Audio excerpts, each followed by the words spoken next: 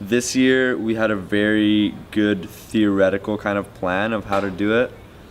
So we make a piece go through 2 stages. The first one would be in like the smaller, more specialized group. So the artistic team as a whole, after selecting them, Josh and I would segregate them into, let's say these people are specialized in ceramics, these people are specialized in photography, and these guys like graphics and then 3D and all that.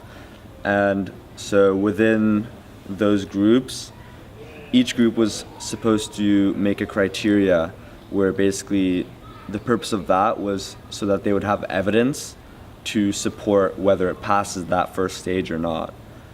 So, I mean, in theory that was supposed to work, but it kind of fell apart where people wouldn't really do the work necessary for that.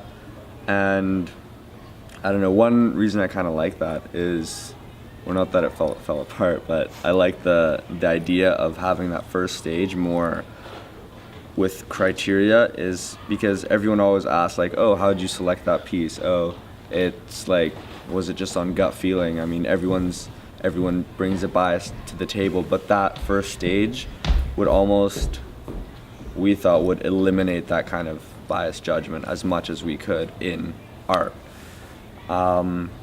Then, so it would pass, if a piece passed that first stage, it'd go on to the second stage, where we'd all sit around and kind of judge each piece with more gut feeling, so more bias in that stage.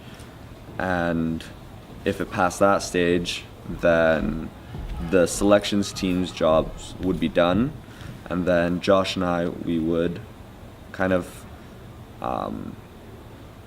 not really adhere to the quotas, because we don't really like that kind of idea, but I mean, we can't have an opus with 50 pieces from one guy, right? So we kind of have to limit that. So then Josh and I would kind of do that limiting. Okay, and by your estimate, how many different artists and pieces do you think you have for this year? So we have about, I think, 60 pieces. Artists, maybe 30, 40. Okay. This year there's a good portion of people with multiple pieces, so the artists are lower. Yeah, we tried to set kind of the limit per person to 4 pieces. We thought that would give a good representation of their artistic ability without taking away the opportunity from other students. Okay, yeah. So, obviously the Opus is a publishing, it's a book. How do you come about with choosing the theme and title for it? For this year, it's kind of like choosing anything. All the directors sit in a circle and we kind of discuss the themes or the ideas that pop into our head. Like the first stage, what we did is we just basically yelled out anything, like literally anything. It's like, bridges. Oh no, that was already done. Crossroads, that was already done. Okay, red light. Like even if it was like really bad, you know. And then we'd start narrowing it down, and then more kind of thinking towards what message we want to send and what theme we want to incorporate this year. So I don't know if that answers your... Yeah, no, that's perfect. So you've worked in the Opus as both a grad and just as a grade 11 student. What do you think the difference has been between being both a leader, which is this year grad year, and to kind of more of a background role that you played last year? So I was in the selections team since grade 10 and 11, and I mean, yeah, like you said, it was kind of like a back seat, and sometimes it did feel like that. I mean, in grade 10 especially, I felt like that leader, he was a little bit more on the side, I don't want to say totalitarian, but like nowhere near that, but just it kind of felt like he had the most power and everyone knew that. Last year was pretty good. Everyone's opinion was heard. I mean, that happened in grade 10 too. It just, I don't know, maybe I was younger, for whatever reason I felt that way. And now this year I really tried to kind of incorporate everyone's opinion.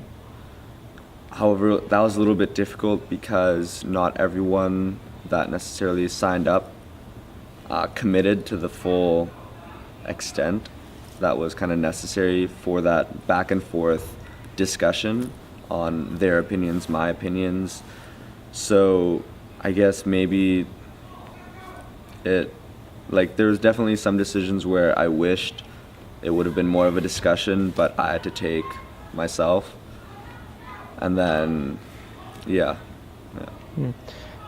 So you've been at the school since grade 8, Yeah. and art has been a big part of your high school career, you'd say, right? Yeah. So what does this experience mean to you as your last chance to kind of put this all on display?